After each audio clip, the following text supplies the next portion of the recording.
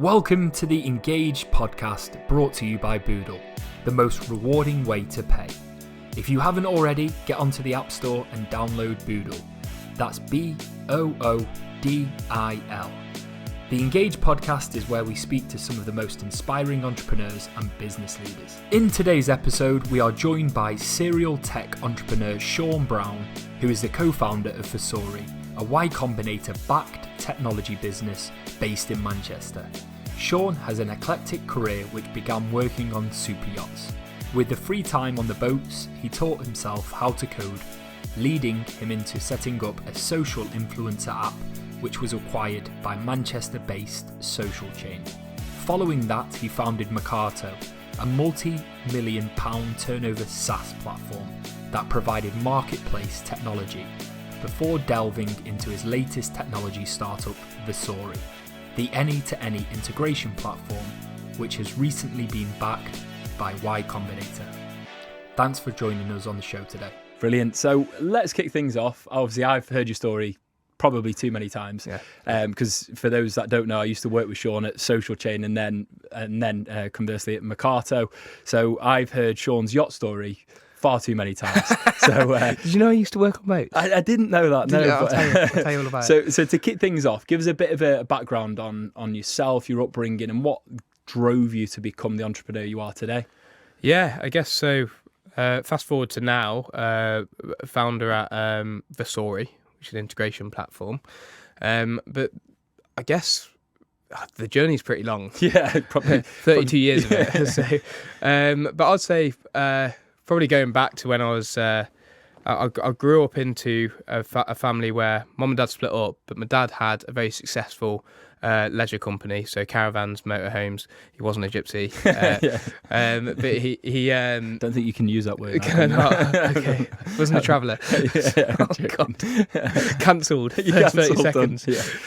No, so I'd always see like the efforts to building a business, and it was quite like kind of like passively like kind of like stamped onto me when I'll go to his work on a Tuesday night after school, etc. So but then grew up with my mom, who's majority of the time was single. She liked fun. Cut that bit. So she worked in pubs. She was a pub landlord. So we travelled all over the country, living above pubs. And, I was washing dishes from like 11, 12 years old. I was pool sharking from 12 years old onwards. And but living literally Oxford, Birmingham, I was from Coventry, but Bristol, and then landed in Stoke. And then I think at that time I wasn't very good at school. I kind of like rebelled against like the curriculum mindset. Yeah. But like I was like, I'd really love the things I'd love. So like I wouldn't really take part in science, but I'd go and do a massive physics project on my own, which wasn't brief. So I'll be getting detention for not doing like an actual my homework, but I would have produced an A-level standard like physics like kind of project. Built a volcano to show the tectonic plates or something like that. But we were doing maps, so it was tough at school, and obviously moved around like 5 or 6 schools. Didn't really get the qualifications that I needed, so I kind of fell back onto football. And did football for a couple of years, like 16 to 18, so kind of like a scholar. And then as soon as I was 18, I've got lots of friends going off to university, and I'm thinking, no offence if you've been to uni. Yeah. You have been to uni. I did go. Didn't do very well. But I was like, well, I'm at 18 years old. I can't even think how to feed myself. How am I going to decide what course, which would dictate the rest of my life? So, I chucked the backpack on, football boots around my neck, and went over to Australia. Got a job playing football there for Brisbane. Nice. Played there for 6 months. You can only work for 6 months on a working holiday visa. So they were like, well, we're not going to sign you on a marquee deal and get you your full visa. So off you go. Then I moved up to a place called Early Beach and was working in a bar there and wanted to become a dive instructor from zero. Then I kind of planned and trying to find a way in, and got an internship with a dive company that go out to the Great Barrier Reef on day trips. So I'd work like 6 a.m. to 6 p.m. on the boats for free. Wow. But I'd get, and it was a 3-month internship to get my qualifications to dive master. Oh, nice. And then I'd come back, get changed. I wouldn't even have a shower, like salt water all over me. Lovely. And then and then I'd work until like 1 a.m. in the morning. But obviously, I'm 18, 19 years old. I'm not going to bed at 1 a.m. I'm a barman as well, so I'm going out partying. So I pretty much have no sleep. And then it was 3 hours. I remember it was a 3-hour trip out to the Great Barrier Reef on the boat. And I'll go into the disabled toilets on the boat, lay down some tissue paper and go to sleep on that for like 3 hours. Glamorous lifestyle. Yeah, wow, it was just great. Facebook loved it, but I didn't tell them about sleeping on the toilet floor. I can imagine. So I guess like that's sort of like the first thing that kind of installed like work ethic into me. Mm-hmm. It became natural after that 3 months. Like, you know, an 8-hour working day seemed like the easiest thing you'd ever encounter. So then, a little bit more hopping between. I went to Hong Kong, played football there. Then went to Cyprus, played football there for a team that now featured in the Champions League. There we go. But they were like the lowest. No, they were awful when I was there. And then decided I wanted to go and work. I saw these super yachts coming into Cyprus. I thought, I'll be a dive instructor on there. So hung up my boots for good this time. And then went over to Monaco, got a job on Sir Philip Green's super yacht. Now, I've heard this story a few times, and was there not a certain lady called Holly Valance that also sort of got you a bit of an introduction into one of the yachts, or was that after this? No, this was actually when I was in Australia. Well remembered. Holly Valance, I tried to chat her up and didn't know it was Holly Valance until someone told me. But I was already working on the yachts at that point. It was Kate Hudson. Ah, that's the one. And while I was in Australia, Kate Hudson was filming the film Fool's Gold. Okay. And I was a dive instructor for her. And then she was like, "Oh, what do you want to do?" And I was like 19, 20. I says, I want to be a dive instructor on super yachts for billionaires. Just made it up. She's like, "Oh, know a guy with a yacht in Monaco." So actually, casually. Here's my email. Well, she gave me her email and she says, "Contact me if you want a job there." Wow. So literally kept it, like tattooed it on the inside of my arm. Didn't wash my cheek. Me. And then I did email her while I was in Cyprus saying, "Is your friend still got that yacht?" She didn't reply, but a captain messaged me saying, "We're hiring a dive instructor. One of the guests has introduced us.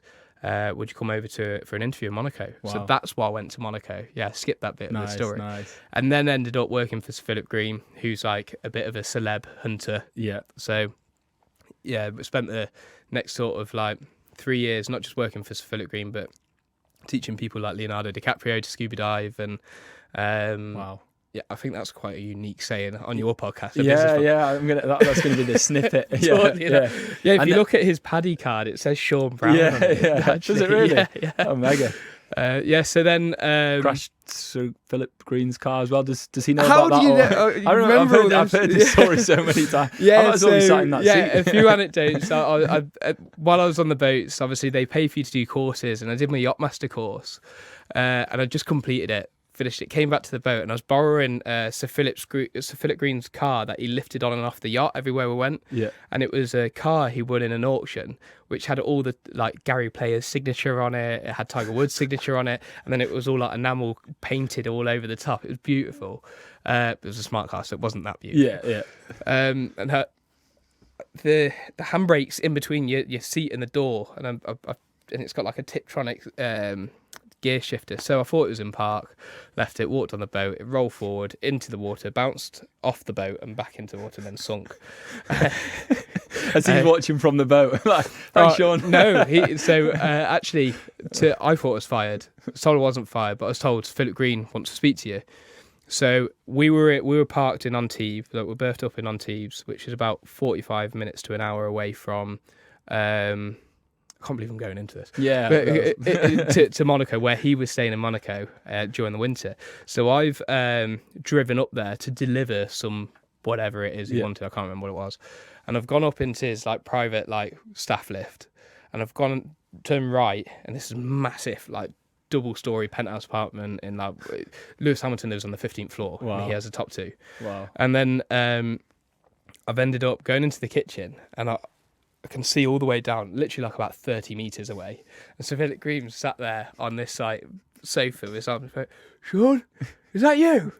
I went, I don't want to shout at his house. I was like, yeah. He went, if you ever fucking crash my fucking car into the port again, I'll fucking kill you.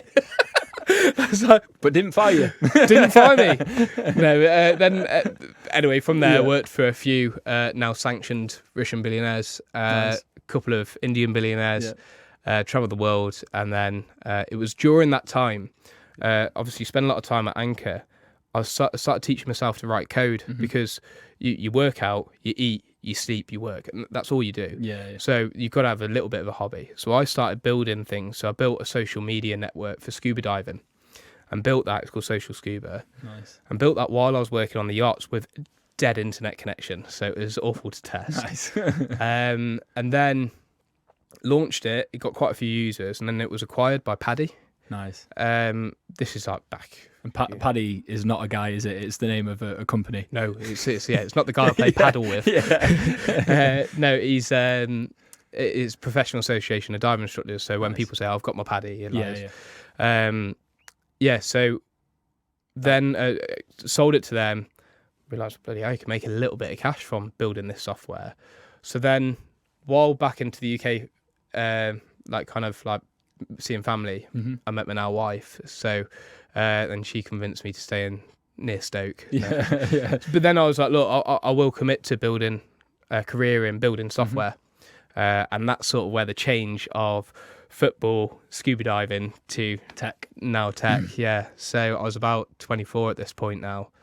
And Nice. Brilliant. found myself settled in London. There we go. Brilliant. So after the scuba diving app, you moved to Stoke, the highs of Stoke, and you then set up another technology firm, which obviously I know later got sort of acquired, and the rollout happened with Social Chain, and you eventually took a role there. That's obviously how we met. Yeah. But go into that sort of era as well in terms of setting up the social media app, what that was for influencers, and then how the sort of conversations happened with Social Chain. Yeah. So when I was like put my feet down into London, realised it was very expensive, and rent. I was sharing an apartment with like 4 different people with my missus in this place, which was the lounge, but they. The landlords just like turned it into a room, this lounge. So we're paying like 1,200 quid for this place. So we couldn't really afford it. So I was working at a company called the Super Yacht Group, and it was a publisher for super yachts. Got the job because I knew about boats, and it was just a bit of cash. I think it was like 30 grand a year, something like that. And literally, that's not enough in London. So, and then at night, again, like this sort of like daytime job, nighttime job, which became natural to me. I would then go to, it's called Silicon Roundabout in London at like Google's sort of like, it's called Hipsters, Hackers and Hustlers, like kind of accelerator.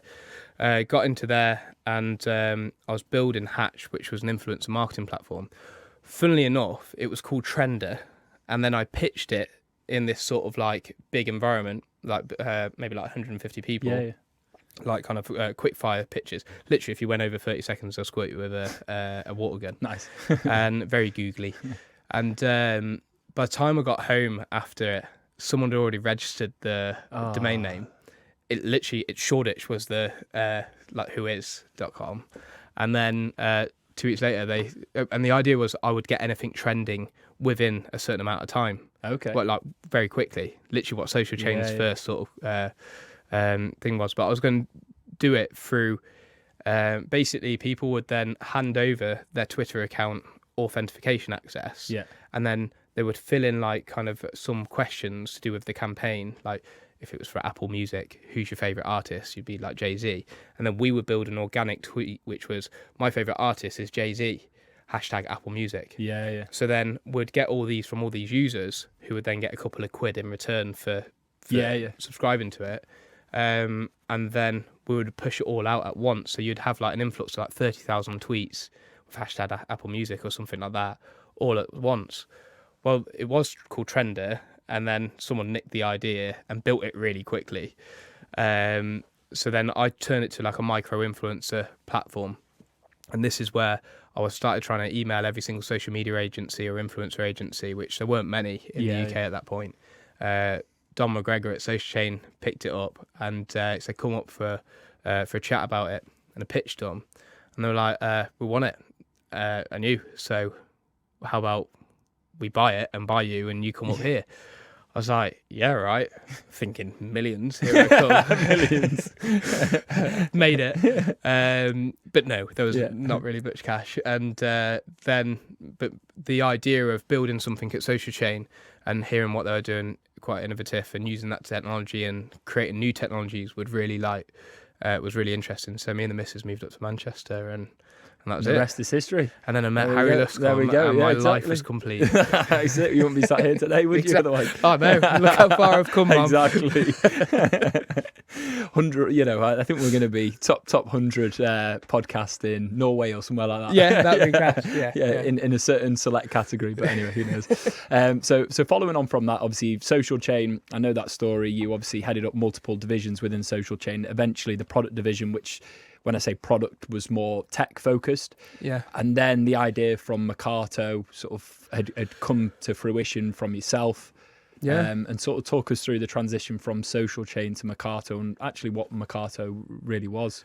Yeah, well, that head of product role, it was quite open-ended. Like Stephen Dom just said, like, build products that make us money. And that was the brief. And I'd love that because I felt like I was always like, an entrepreneur in an employee's clothing, and it was quite hard. Like I struggled with like the idea of working for someone under someone else's sort of direction, because I said from like the school days I didn't want to do the homework given to me. I wanted to do my work, which I felt was good. So they gave me this like quite autonomous role, but the e-commerce division, and e-commerce was becoming quite relevant for media companies, and obviously we had all these followers on these branded pages. And I created this Harry Potter website for our Potter Logic. Do you remember? You probably sold Potter Logic into campaigns. So we would. I created a website called Accio This, which Accio in Harry Potter world is retrieve. The spell for retrieve. So we developed that website, did a heat changing mug. So. I don't know if the camera can see this. So it was like you pour hot water in and reveal the Marauders map, which is like the magic map. I remember that. Yeah. Do you not watch Harry Potter? No, I wasn't a massive fan, but I remember this. Okay. Yeah, this scenario within Social Chain. Well, it got like 12 million views. Yeah. And I didn't put any stock count or inventory count on this. The mug. The mug. I only had 200 units downstairs in, like, literally under Pret. The little zone there. I think we sold like 1,500 in the first like couple of hours. Yeah. Made loads of money. Everyone celebrated, and no one knew what the meaning was of chargebacks were, and the cost of returns and like refunding. Which quite a lot. Let's not go there. I'm sure your chargeback fees aren't as much. So subscribe below. Exactly. But then I saw a big problem with we were using Shopify, but the back end of commerce couldn't support. So I spent a lot of time procuring suppliers, a lot of time trying to get the products right, and all of this was a problem where we were the marketers, and that's what entrepreneurs really are. They're the marketers, especially in direct to consumer. They can sell products, but the sourcing it shouldn't be the job down to the individual. There should be tools and systems available to be able to procure. So I started playing on this idea of creating an e-commerce platform, but you sign up, you create your store, and then you add products from the store. And I actually remember you're the first person that ever gave me feedback on it. And I still remember it was a massive page. I've still got it in a folder saying delete. Ignore that guy. He knows nothing. But you remember how bad the app was back then. It was all right. It was terrible. It was okay. And but essentially you would create your store. You could generate a logo on it, but the whole like homepage was merchandised for you. The whole PDP, the checkout flow, was all pre-built. All you'd need to do is add products and market the store. Yeah, and those products were, as I know, were from other suppliers, wholesalers, and other companies. And we would do that work to aggregate them onto the platform. So that was great. We launched it. We got a ton. I launched it in like Product Hunt and Reddit. And we got a ton of, I call them bedroom entrepreneurs, people that like the get rich quick, the Forex traders, the drop shippers. Exactly. Well, now it's the drop shipping, and I was on the cusp of that wave. Sorry, that's fine. And then, so the idea was, we'd get all these, they'll start selling. I tried to get them to pay $29.99 a month, which for the product was sort of so we actually turned to a GMV model. Now, then we had a supplier come to us saying, hey, we want to put our vapes, our CBD vapes on your marketplace. No one else lets us do it. I was like, I'll take Welcome. it. I'll ignore all governance and regulation. It's over now, so no one come after me. Put them on. And then they saw what we were doing and said, look, the CMO wants to speak to you. And I says, CMO, you're just some like trader out of a unit in like Oldham or something like. And then he says, no, this guy's based in Canada. We're part of a multinational big CBD and cannabis company that trade on the stock market in Canada. Oh, bloody hell, okay. I'll do it. Still not thinking it's real. I've turned up with a hoodie to this like Zoom call. You turn up everywhere in a hoodie. Yeah, I'm surprised you've got a shirt on today. Yeah, just for you. And then he said, we've got $2 million budget to go and build this platform. Would you white label it? And I was like, no way. Literally, we do white label it, but the cost is $2 million. And he like, I'm kind of keeping it jovial to try and build rapport. It's a big enterprise deal. And he was like, I think you need to be serious. We really like it. I think we need to come and settle on a deal. The deal turned out to be like, we closed on it at $1.2 million pounds.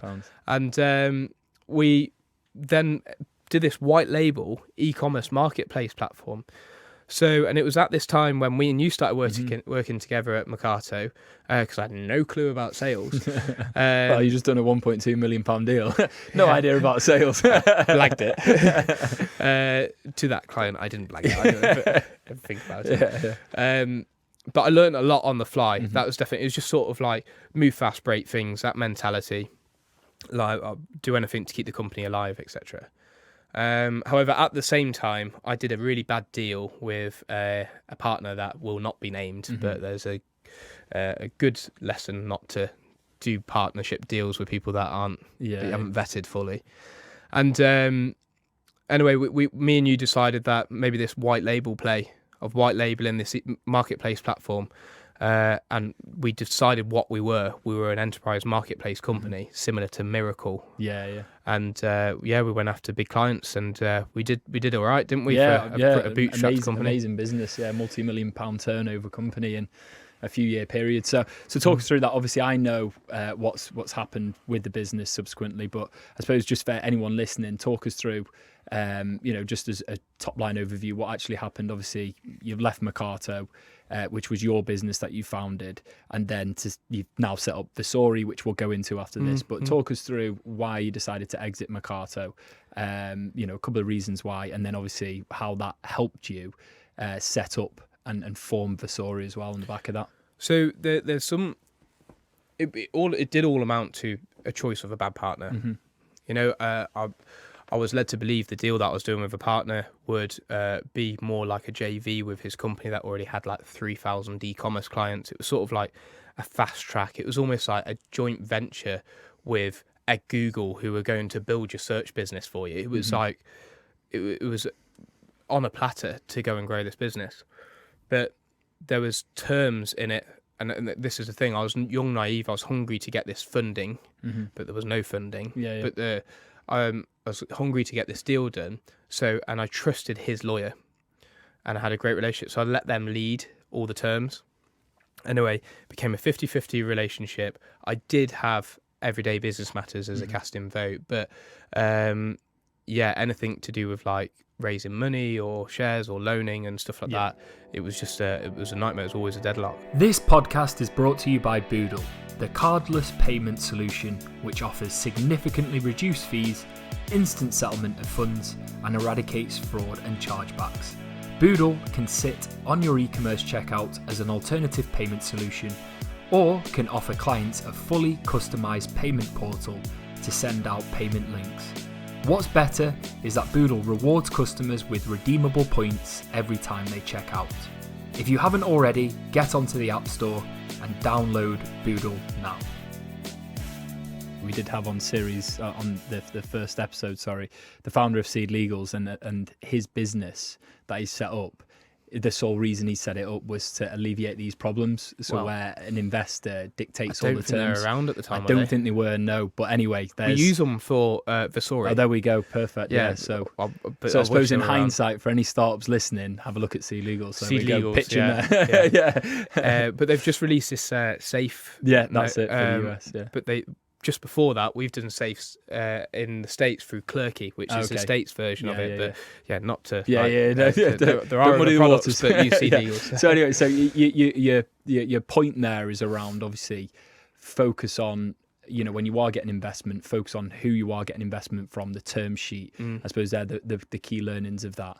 But in hindsight, obviously that's a good thing to note. But what were the things that you took away from Mercarto that have helped shape and form Versori? So, if you think about my career, I was never really in an office, never really understood actual corporate procedure or process, and building a team.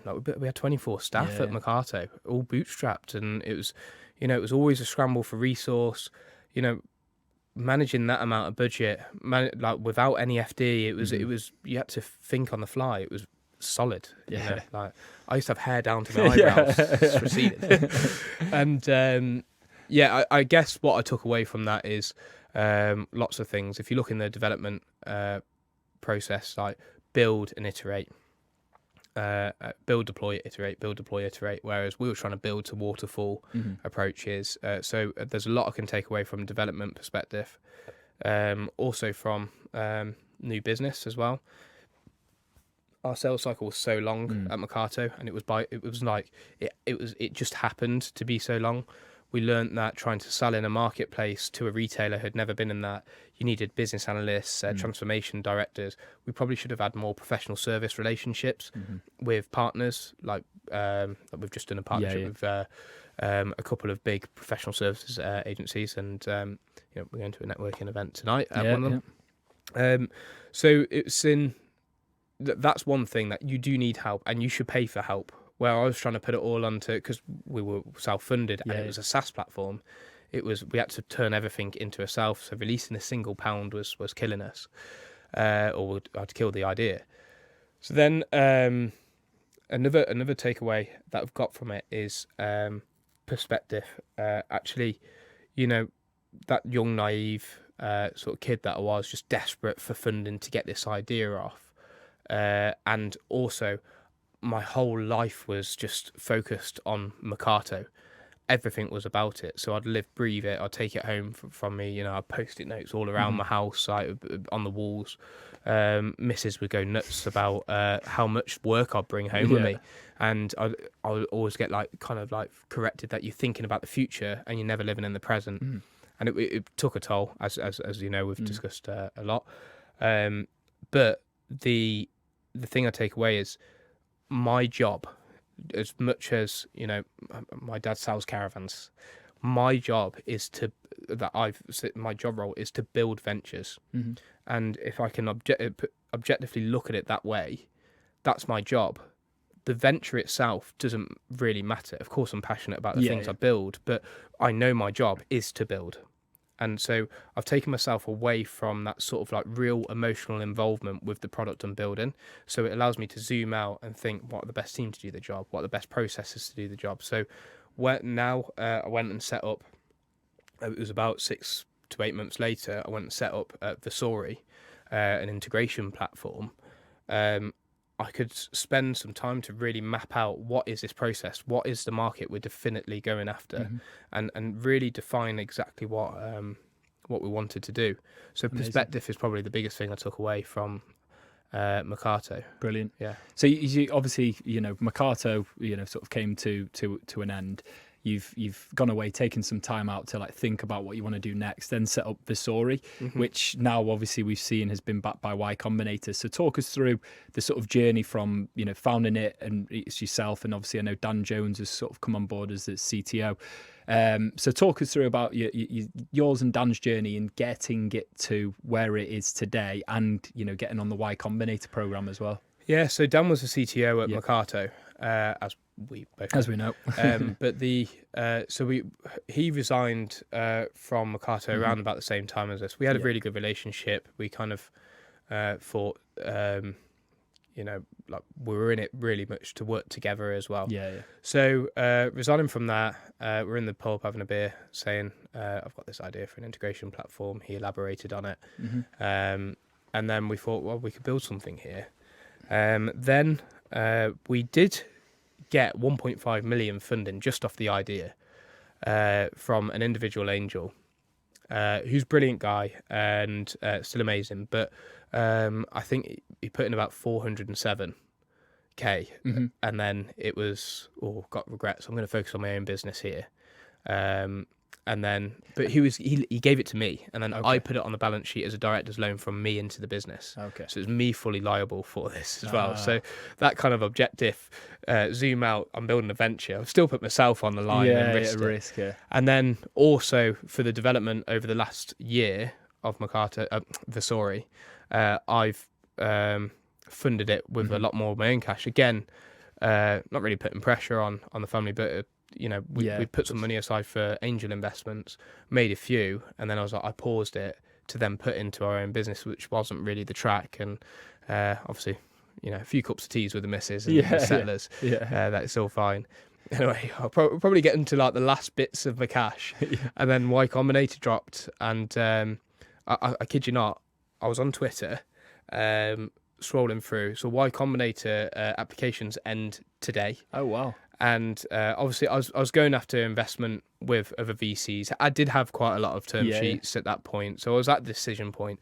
Had a few glasses of wine, and I applied on my phone. Yeah. And literally, the video as a founder was on the phone straight from record. Oh, nice. Told them what we did, and then I pasted a lot of preparation. Then I'm sure they'll be glad to hear this. 5 glasses of wine deep. Well, but I copied and pasted a lot of stuff that was in our Notion documents into it, and it was a lot. It probably came across really professional, but at the time I was just opportunist. Yeah. About 4 weeks later, they said, "Want an interview with you?" And the founder, yeah, sure. So we had it. It was vile. It was horrible. What, in terms of it went badly, or they just grilled you?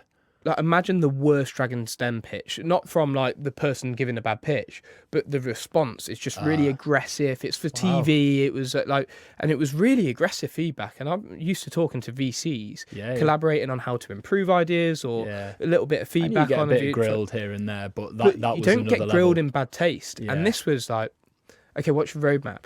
Okay, we're building the data mapper, and then after that we've got this. We're doing filtering of data. So we're building the roadmap. No, we're building filtering, and filtering is. I'll stop you there. Next question.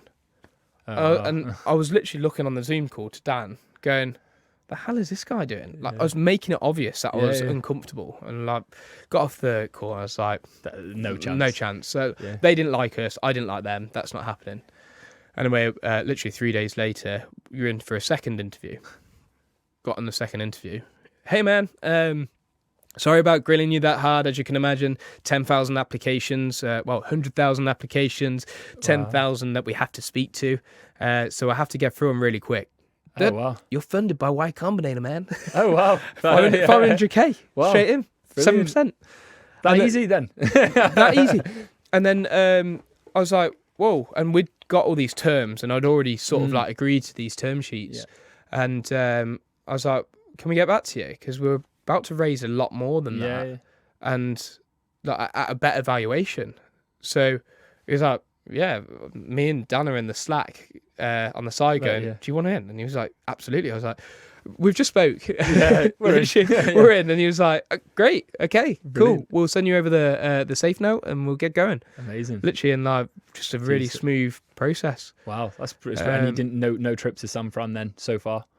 No, I was in San Fran before YC came on just to raise some money. But then, which I got a couple of term sheets from, but not for the YC. Now I am moving out there in January for 3 months for the batch. So what's the process now then? Talk me through YC then.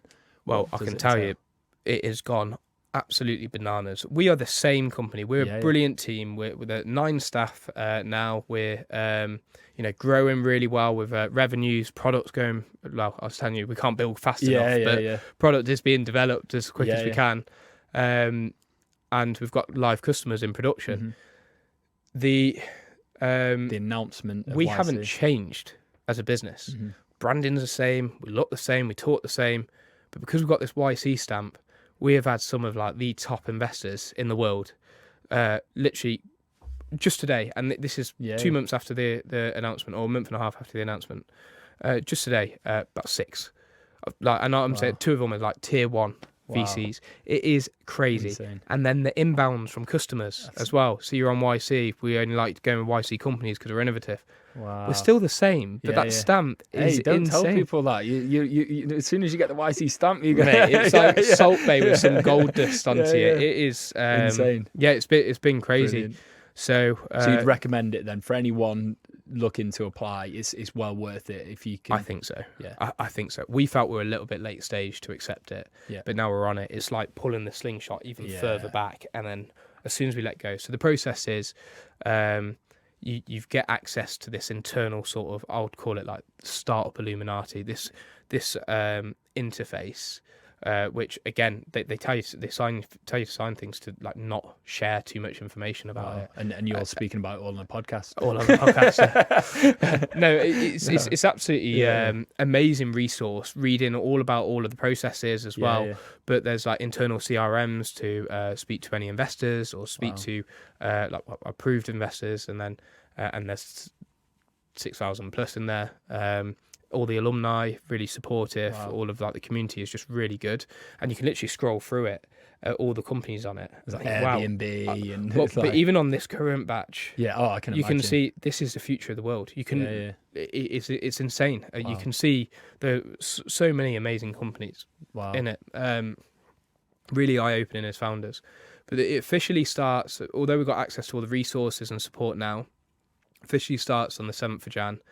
And then goes for 3 months, and then you do like 2 months of hardcore sort of onboarding, like as much revenue as possible, and then the next month is focused on fundraising. So then they want you to try and raise after demo day, which is at the end of March, and then literally it's just going down Sand Hill Road of in California, and just getting as many term sheets as possible with the best partners possible. So it's just all about, but also climate has changed. So it's all about survival and driving that growth. So incredible. From scuba diving instructor to YC back to money. There we go.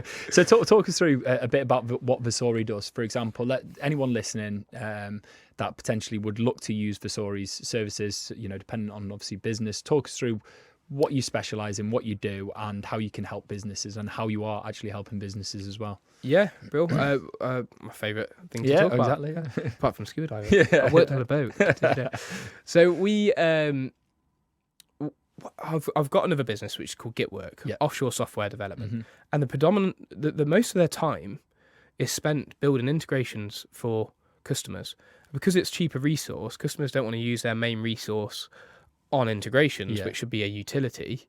They want to have that working on features. They ship off the integrations offshore. I was thinking the lead times for this are massive, but then also there's a problem with data. Transforming data from A source to B source is quite difficult, especially with like massive complications of data and different data models and schemas and types, and it's really difficult. well, even at Mercarto, we're working on an integration for 8 months Yeah. into an ERP system to our own e-commerce platform. I remember. And it was one of our best devs, just Yeah. working away, couldn't get involved in any sprints, so Mm-hmm. it was a nightmare. So I've seen this problem at enterprise. I've seen this problem at SME level. At SME. Yeah, everyone's got an integration problem. So then there's platforms like Zapier that exist. There's platforms like Mercarto that exist, which sounds like Mercarto, but it's actually called Mercarto. And they these are pretty much, you've got Gen 1, which is like a MuleSoft, which are these big enterprise, very expensive, but it's an underlying engine that helps do your integrations. Then you've got a Gen 2, which are these sort of like, everything you see in integration platforms now is what we consider a Gen 2 platform. They rely on pre-built connectors. So they're internal developers. That's why they've got massive teams. They'll work on these pre-built connectors. It takes them 6 to 8 weeks to build a connector for Shopify, for example. But it'll be a limited scope connector to all the things. It's limited to all the things that are available over the API of Shopify, but they focus on the most popular things like order received or kind of return requested and things like that. But things like financial reconciliation requests into your QuickBooks and things like that, they're not things that are supported through these pre-built connectors. So we saw that as a huge problem. These Gen 2 are just integration connection libraries, predefined. So as soon as you got anything custom, or as soon as you got anything outside of the scope, you either have to pay them a lot of money in professional services or your own developers to go and do it themselves. Lead time, cost, resource is still a nightmare. It should be a utility. It should be like the pipework in your building, an integration, a cable between a service to a service. So we looked at that and we created a user interface where you can take any API spec, you drag it and drop it into the user interface. We machine read that API spec, and we build that connector in seconds as opposed to 6 to 8 weeks.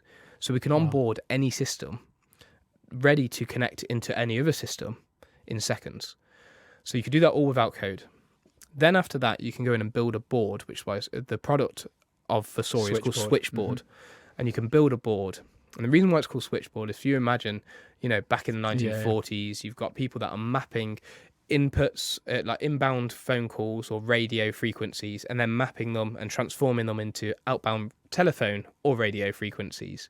So this is low-skilled people that just map calls. The Switchboard is the most beautiful interface you can do to make this really easy. So that's why we call it Switchboard. Nice. And the idea is you plot your systems visually like a whiteboard or like Lucid Chart or something like that. You then draw your lines and then you select down on the operations of what you'd want to perform between the two APIs. But in between, you can place all these tools that we've developed, like transformation, data building, merging, splitting, trigger.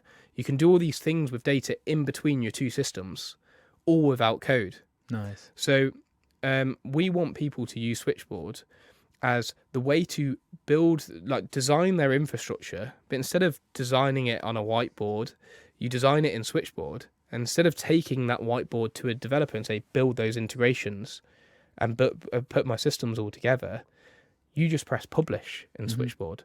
So it eliminates all of that time for all of your integrations. And then ongoing, it reduces the time and cost to maintenance. If there's a break and change in an API, normally it breaks your whole system. Where you just cut out that API, replace it with a new API spec, and link back up your workflows again. So, we can deploy integrations in, call it a couple of hours of building a board. We can, which is against, you're talking 12 weeks for some of the complicated ones that we've done. And so moving really quick. We've can't build quick enough, but commercial is really good because you've got very small prices for what we do. We charge on data messages between systems, so there's no cost to actually build your integrations. So we're reducing like hundreds of thousands of pounds worth of cost for enterprises straight away, and then it's pennies on the pound to run it. So scaling really quick. Amazing, brilliant. So talk us through then the next 5 years. What does your where is your vision? Obviously, YC backed. Are you looking to raise again in the next 5 years? Where are you looking to go in terms of sort of internationalization? Obviously, America's on the agenda. Where after that? obviously the target's full circle. I Yeah. want to be back scuba diving on yachts. yeah. But not as crew. But not teaching. Yeah, exactly. Yeah. I want to be taught. Yeah. I think the next 5 years, a lot of hard work. We've called it Versori intentionally. It's going to be a multi-product strategy. We have another product coming in the next couple of months, which is dashboards, which aggregates all your different systems and data points into one dashboard, and you can visually see all your data aggregated in one place. So Amazing. that's come. Like, we've got like multiple products being launched into market. With that, we'll probably get through. We've had a few more angels come in on the YC round, so we're probably going to close an extra bit of cash just to give us a bit more runway. And then we will probably do a big seed round after demo day, so April time, but mainly in the stateside. I'll continue to build the engineering team and product team here in Manchester. Yeah. I think there's some really good talent here. And then I'll probably build a commercial team over, and I'm going to move to Florida with the family. So I'm in between San Francisco and the UK, and plenty of golf. Yeah. So, A bit of scuba diving. Yeah, we could scuba diving in the Florida Keys. Yeah. So then I'll build the commercial team out there. The idea is to and people will laugh at me for this, but we want to be the AWS for data infrastructure. So we want to be a critical infrastructure for businesses to be able to operate, which means our products become very reliable into any business system and very hard to pull out. Yeah. As well. So we want to become that sort of infrastructure business. Amazing. Where we are in 5 years, whether it's an exit or just continue just building the business, I don't know yet, so I can't really answer that. Amazing. But Brilliant. And hopefully Boodle are one of our biggest partners. Hopefully, touch wood. So to wrap things up, obviously, like, what a story, what a journey. You've got an amazing business. Obviously, we've used it, and many clients of ours have used it as well. So kudos to you there. Final thing is, what is your overall goal? Why do you do this? Why do you build multiple businesses? There's obviously a lot of stress with it. What is the overall goal for yourself? Tough question. Well, considering our children were born on the same day. One child. Things have changed massively of perspective of why I'm doing this. I just love building things, whether it's building a team, whether it's building a product. I like creating a shift in the status quo, whether I did it in school and challenge teachers, or whether I'm doing it in technology and challenging what can be done in tech. That was the main motivation. There wasn't really a finance goal or element to it. Never really been that way inclined, although you use it as a headline to say of where I want to get to with targets, etc. But no, that's not the motivation. But now the motivation is my lad. And just building the most secure and stable environment for him to grow up to be the best best man he could be. And if we have another kid, the same will apply. But building that family and supporting them to just make sure everyone's safe and having a great life. Take them to Florida and keep them happy. It'd be like the next Charlie Woods or something like that. Yeah. It's Tiger Woods' son, by the way. I gathered. Okay. Right, brilliant. But Sean, amazing to have you on. Great story. And we wish you all the best in the future. Appreciate it, mate. Thank you. Spot on.